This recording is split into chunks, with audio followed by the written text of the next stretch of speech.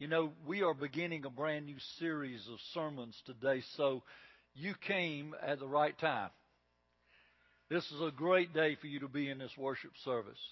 You see one word on the screen, better. You know, I don't like New Year's resolutions because I normally don't keep them. How about you? And it's a waste of time and thought in my way of thinking. Rather than to make a resolution, why don't we just do what we're talking about or thinking about and not worry about expounding on the fact that we want to do it or we need to do it or whatever. You got me? So we're going to talk about being better. What is it in your life that you could do better? In your Christian life, in your daily relationships with people, what is it that you could do better? We're going to talk today about purpose over popularity. Purpose over popularity. Next week we're going to talk about surrender or control. And so today we're going to zero in on our purpose in life. Because it's vitally important that we know our purpose. I want you to imagine a world to where everyone likes you. Yeah, it's kind of comical, isn't it? A world where everybody approves of you and approves of everything that you do. How about that? Well, that's impossible, isn't it? That is a pipe dream, to say the least. Everybody's not always going to agree with you. And here's the flash this morning. You cannot please everyone. How many of you have learned that through the years? One of the worst things I could do as a preacher is to try to please all of you people. Some of you try, but there's no way I can do that. Because people are going to be people and everybody's got their own thoughts and their ideas.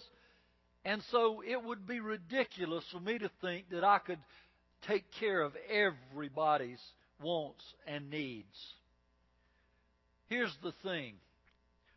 Living for the approval of people keeps you from the purpose of God. Living for the approval of people keeps you from accomplishing the purpose of God in your life. Imagine a better life.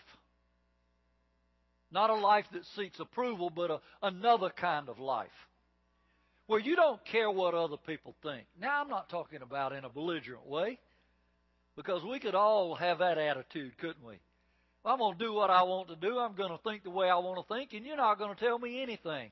So I don't care what you think of me. That's not what I'm talking about. I am talking about, wouldn't it be great if you had a better life that said, I am so focused on pleasing Jesus that people's approval doesn't consume me all the time. In other words, when I wake up in the morning, my passion and my purpose is very focused and set in my life, knowing what you're going to do, what you were created to do, and it drives you. Purpose drives us. And here's the thing. Approval of others then is not a distraction for you. In other words, you make your mind up, I'm going to be a certain way, and I'm not going to live for everybody else. Does that make sense? I have a thing that I try to do, and I don't do it all the time, but I try not to let circumstances or people determine who I am. And if you ever get to that point to where you make that decision and you stay with it, particularly when it comes to your purpose, your created purpose in God and in Christ Jesus. It makes all the difference in the world how you look at everybody and how you look at the world. And I believe this is what God wants for all of us. I believe God wants us to know our purpose. And I encourage you this year, this afternoon, in the next few minutes, I encourage you to choose a better life. I encourage you to choose purpose over popularity. Now, if we're going to do that, we have to make better choices in life. I'm going to take a little pause there. You are the sum total of all of the choices you have made up to this point. You are the sum total of all of your past choices. Tomorrow, you can choose better than you have in the past. I can. Because our choices matter a lot in our lives. You know that every choice we make has a consequence, right? You've learned that. Now, if you don't know your purpose, you might misuse your life. Let me illustrate it this way.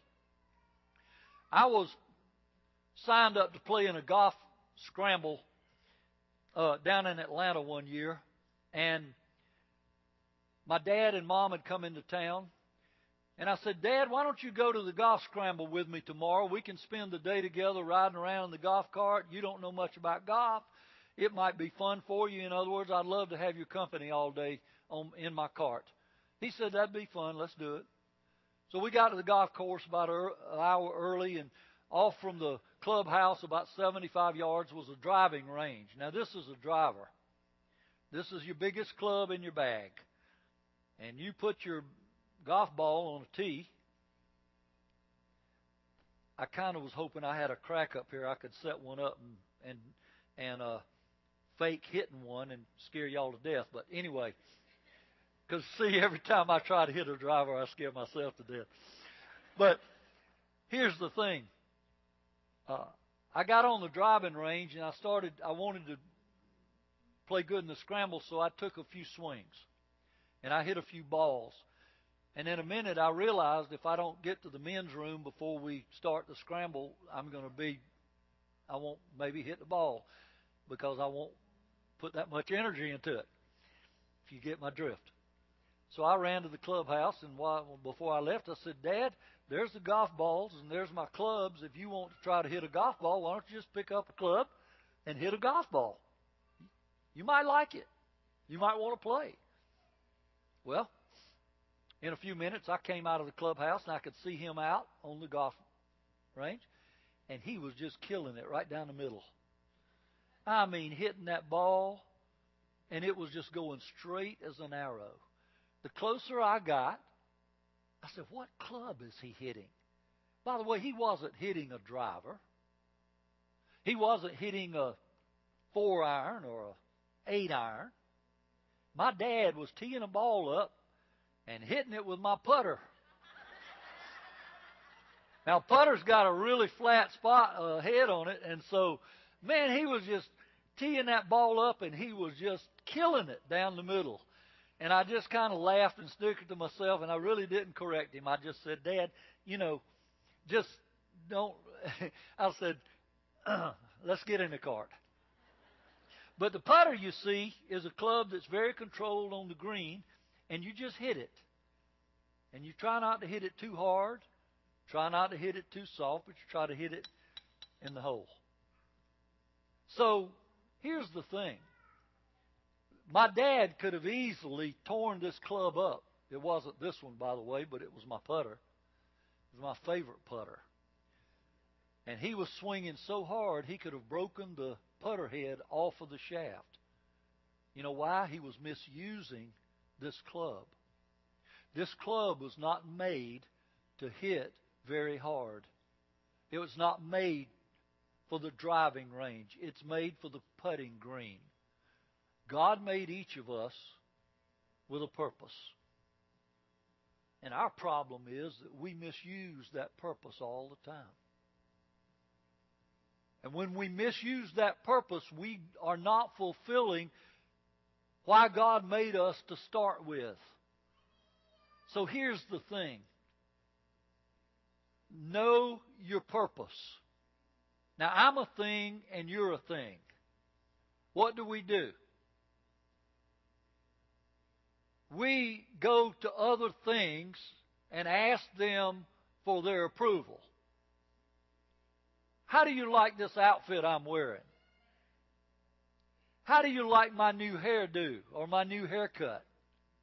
How do you like my hot car? How do you like this? How do you like that? And what happens with all of that? We ask other things about how we're doing. And that's wrong. If I want to know how I should be, and if I want to know my purpose, I go to the one that gave me the purpose. I don't go to another thing. Because we're all things. I may misuse my purpose if I don't go to the Creator to find out what He would desire for me. And if you get it in your mind, folks, here it is. Once we start to misuse our purpose, then we find ourselves in the approval of others trap. Because we live our whole lives trying to get the approval of everybody around us. And God did not create us to think like that. I want to ask you to do something for me. I'm going to say a phrase, and I want you to repeat it after me. But we're going to take a little pause.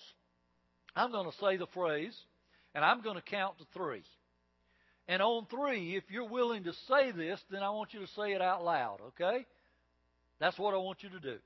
And the reason I say we're going to take a little pause because I think you need to think about it before you say it.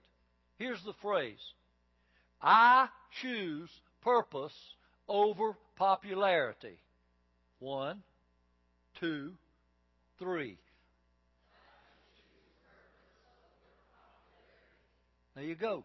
All week, all afternoon, think about that phrase and determine if you really do choose purpose over popularity. Tomorrow at work, when you're with other people, today in your household, whatever you do this afternoon, find out if you really choose purpose and you choose it over popularity, or you want people's approval for who you are and what you're all about. Living for the approval of others keeps us from the purposes of God. Here's a better question. What does Jesus think? I know we use bracelets and WWJD. What would Jesus do? It's a bracelet and it's something we fattishly do, but there's some merit to that thought. Listen. I want to challenge you to make a choice in your life. Are you going to live to please others? Or are you going to live to please Jesus? Which is it going to be?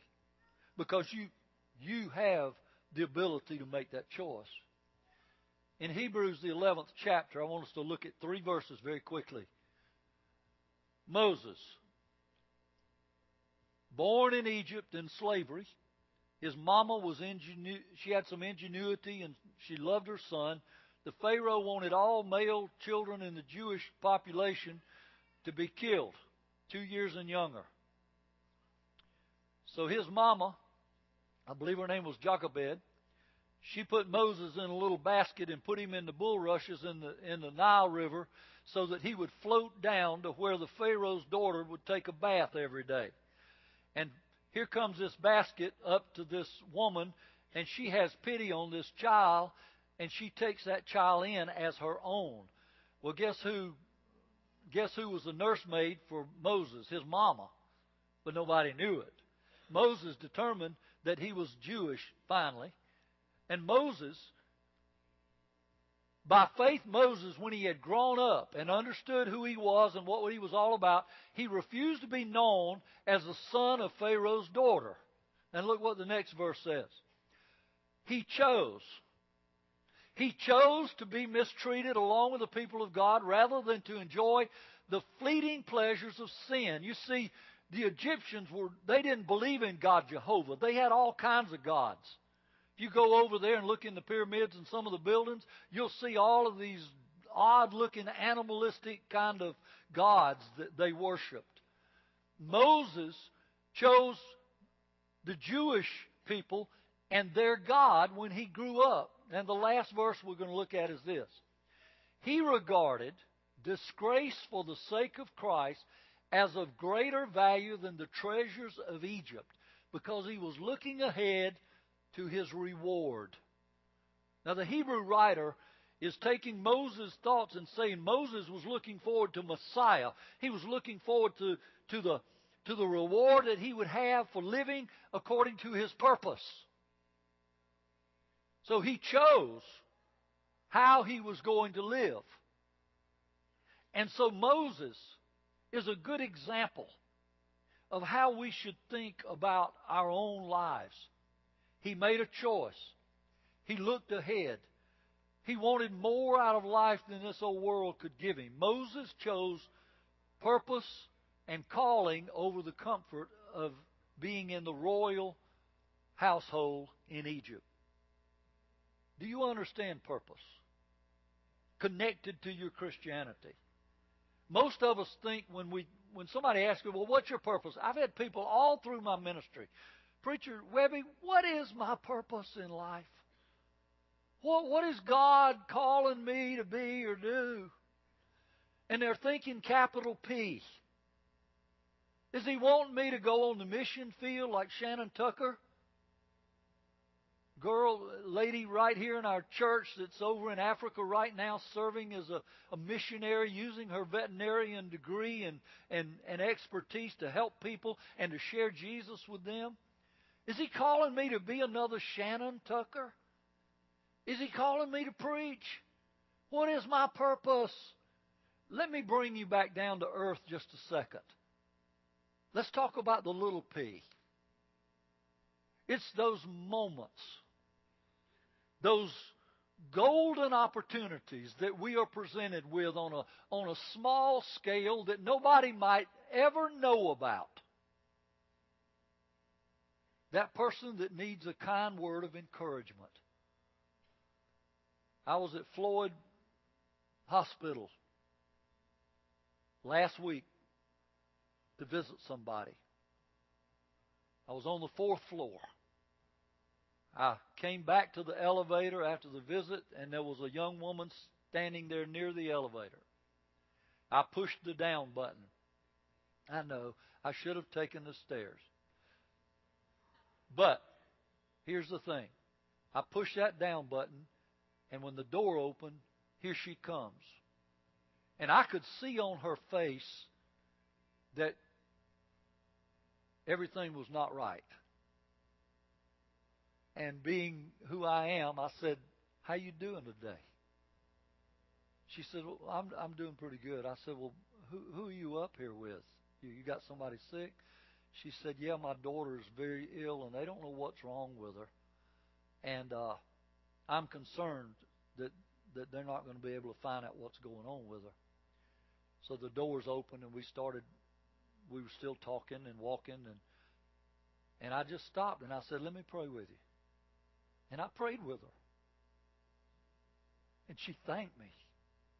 See, we think big P, and what God does is gives us these opportunities every day of our lives to touch somebody in the name of Jesus. And what the Bible teaches us is that if you will be faithful in the small things, I will give you greater things. I will give you bigger things to handle. And so we need to think small p right now, probably, in our lives. Some of us know we've already gone through that, and we're getting close to the big P. But the thing is, we've got something that we could help somebody. You might work for a psycho boss. Staff around here, they think that sometimes about me. And they're not far wrong. But here's the thing. When was the last time you prayed for that psycho boss? Have you ever prayed for that boss that just seems to be on you all the time?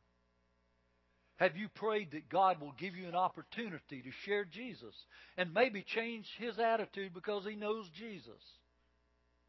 See, these little moments are vitally important if we talk about our purpose.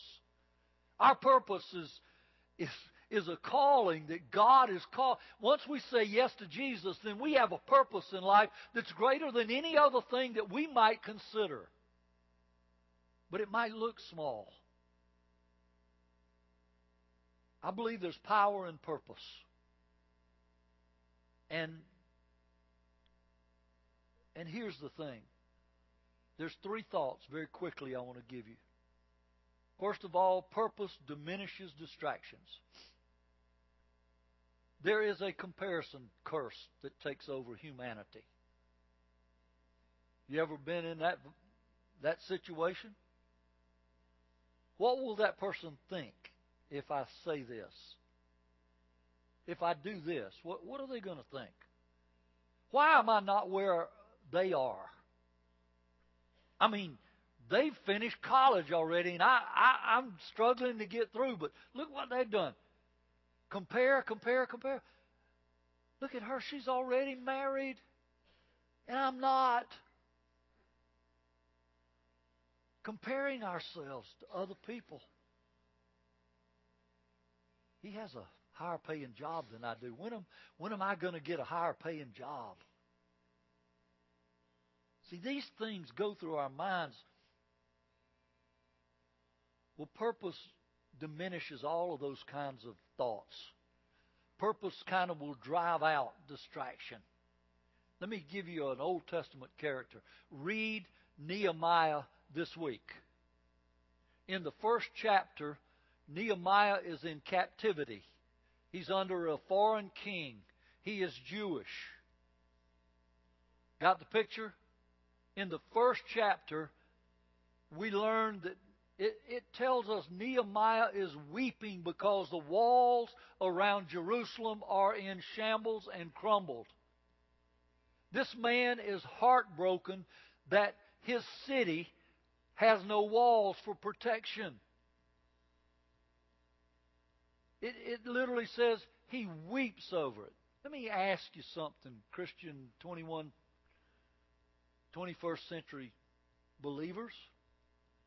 When's the last time you wept over something that has something to do with the Lord? When's the last time you wept over that lost person that you know is lost? This man's weeping over the wall around Jerusalem. He goes to the king and he prays that the king will be open to what he's going to say, because the king sees his downtrodden look and he says, "What do you need, Nehemiah? What do you want?" He said, "The walls of our city are still broken down. I want to go back and rebuild them." And long story short, he does. The king gives him the money and gives him the materials and even gives him people. And he goes back to Jerusalem. And before he can get there, the news has already gotten to Jerusalem. And the naysayers and the critics are already ready. They said, "Well, this is not going to work. You're not going to come in here and build this wall." Nehemiah gets up on the wall and starts putting mortar and brick together, and he gets other people to help him, and everybody's mortgaging everything they've got to put money in the wall, and they're building the wall. And these two guys come up and say, "You need to come off of that wall, Nehemiah. You're not getting this wall built. We're not going to let you. This is a ridiculous idea. You don't even have any power to keep the wall up. Why are you doing this?" Nehemiah says, "I ain't coming off of this wall." And here he says, "Sorry, guys, I am doing a great work. And because I'm doing a great work, I am not coming down." See, we believe that we're doing a great work. We have been distracted by everything around us. Nehemiah is saying, what I am doing for the Lord is a great work. This moment, this purpose God's given me, I can't be distracted by your opinion, guys. I am not coming down. Internalize that for me, would you? Internalize it. a great work. God's called me to do it. It might not be big now, but it could be big. I'm faithfully serving. God will reward me if I faithfully serve Him. I can't come down. I got to be doing what God's called me to do.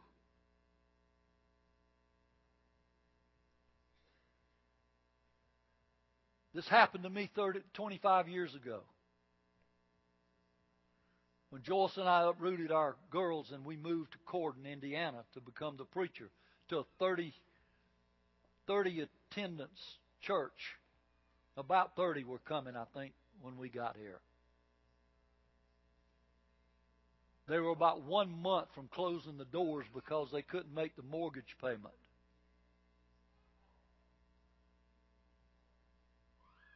The church rapidly grew. People criticized. As we grew bigger and bigger, there were even people that tried to get me off the wall. And I ain't going off the wall for people. If God calls me off the wall, that's when I go off the wall. See, it started small, and God has done great things through it. But if you give in to the critics and if you give in to the naysayers, God will not be able to do anything through you for you to achieve the purpose He has for you. If you know and you stand on this Word and on God's call in your life as a Christian, nothing can deter you, guys. Distractions won't do it. Somebody can say, well, you did this wrong, or you should have done this, or you should have done that. Okay, that's your opinion. Be like Nehemiah. I am not getting off of this wall. Maybe it's right now. We saw this advertisement for FPU. You might be thinking, I need to get out of debt, so I'm going to get out of debt. So you go for it. You go for it. I'm standing pure until I get married. Boy, that's a flash. It doesn't matter what my significant other wants me to do. I'm not going to live together before we get married. You see, I'm at the point in my life to where I believe we're losing ground, guys. And if we don't stand with God's principles and His morality, then where are we going in the next? I weep over my grandkids. What kind of world am I going to leave them? And a lot of it has to do with me living the Christian life. Just staying the course. Building the wall when everybody around me wants to say, you don't need that wall. I'm not going there, by the way. Don't be thinking politics, please. My kids.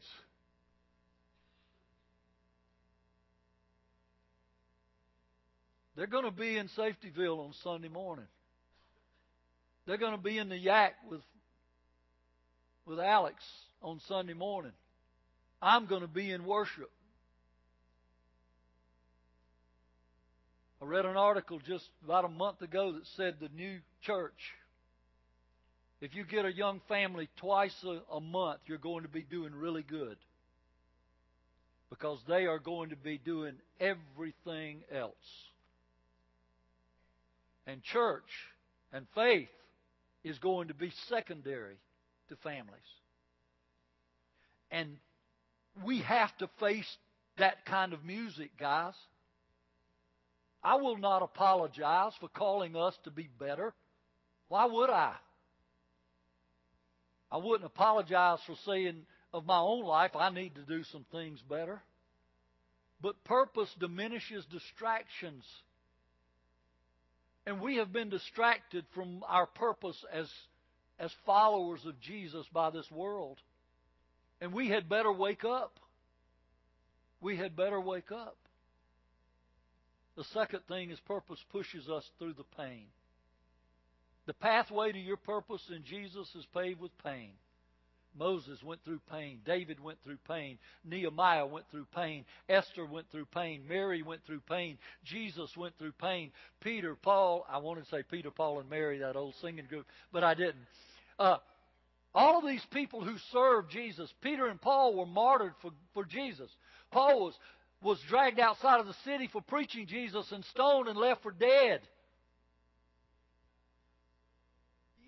You don't serve Jesus without some pain, because not everybody is going to understand it. Not everybody is going to accept it. There is resistance always. And you're either going to get resistance, and that resistance is going to be painful. But here's my thing. Don't get bitter because Frank was talking about the birth of Judah. Don't get bitter because something went wrong. Get better. We have a tendency to check out and get bitter when things don't go our way or we're going through some pain. That pain is important. Many of you in this room, and ladies, I kind of apologize for this, young girls. I really apologize. Having a baby is like trying to put a watermelon through a garden hose. Am I right?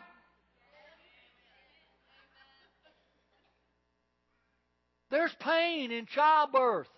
If we're going to birth a purpose-driven life, thank you, Mr. Warren. If we're going to birth that in our lives, it is going to be painful at times. Remember, what others don't like, God will. God will love it. So you start and you have pain, and that pain equals a purpose, and that purpose pushes you through that pain. Listen, critics can't stop you when you know your purpose. Obstacles won't deter you. Pain won't slow you. Get up early, work harder, and stay later for Jesus. That's what He's called us to. To give Him our undivided attention, because in the final analysis, the eternal things is all that matters. That's it. The third thing is this. Purpose empowers you to please God. The apostles, every one of them died a cruel death because they preached Jesus except for John. And he died an old man on an island away from family and friends. The religious leaders always was trying to stop these guys from preaching. And here's what they said. Acts 5:29. We must obey God rather than men. That's pretty simple, isn't it? We must obey God rather than men. And if we will apply that to our lives and say, I must obey God. I don't need the approval of men. I must obey God with my purpose. We can't please everyone. We've already established that. But you know what? We can please God. We don't have to worry about pleasing everybody. Just please God. That 26th verse says that Moses was looking for a better day. And by the way, he is a benefit of Jesus coming and dying and being raised from the dead. Moses is right there with Jesus. That's what he was looking forward to. You see, there's value in being liked by people. There's no doubt about that. But there's greater value in being loved by God. And you are. There is value in having fun with people. But there's greater value in being faithful to Jesus. There's value in starting something, but there's a whole lot greater value in finishing it. There's value in calling what God's given you to do. There's value in being popular. There's no doubt about it. There's greater value in serving God's purpose. That's the bottom line. Better? Purpose over popularity. There's power in purpose. And what purpose does, it eliminates distractions.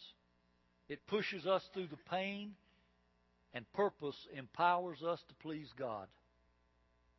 Because we all know you can't please everybody. but you can please God.